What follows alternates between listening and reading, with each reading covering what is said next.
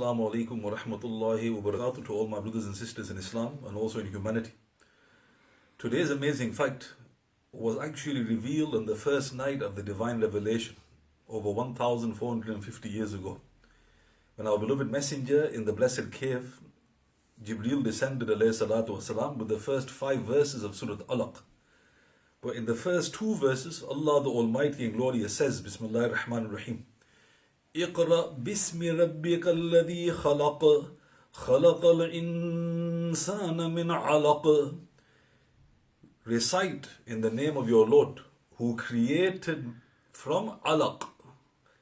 So what is this alaq? So it has 2 meanings. One is it means something that clings. So where in the development does this take place of the child? And in Bukhari and Muslim, our beloved messenger mentioned himself that after the nutfa phase, i.e. the drop phase, comes the alaqah, the alaq phase.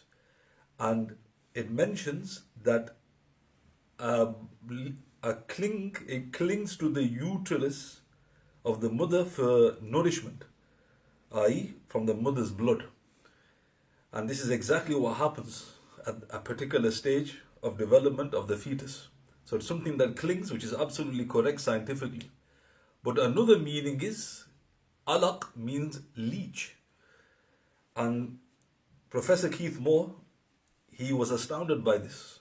And in his work, the 2nd edition, Before We Are Born, in the section on the history of embryology, he actually put the image of a leech next to the development of the alaqah.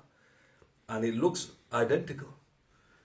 Later, when he was questioned about this, some of the journalists, they said that maybe the Arabs, they did some rudimentary experiments of their own and they could see these different stages of development. And the professor rightfully replied, impossible. He goes, these stages can only be seen with the most powerful microscope. Then they asked him, how is it possible that this knowledge is in the Quran? And he said, Muhammad must have been divinely inspired. Sallallahu Alaihi Wasallam. Subhanallah. So alaqah refers to a leech-like clot or something that clings. My dear brothers and sisters, how is it possible that a man over 1,400 years ago on the first night of the divine mission mentioned this development at a certain stage of the fetus? The peace and blessings of Almighty Allah subhanahu wa ta'ala be upon him always and forever. Assalamu alaikum wa rahmatullahi wa barakatuh.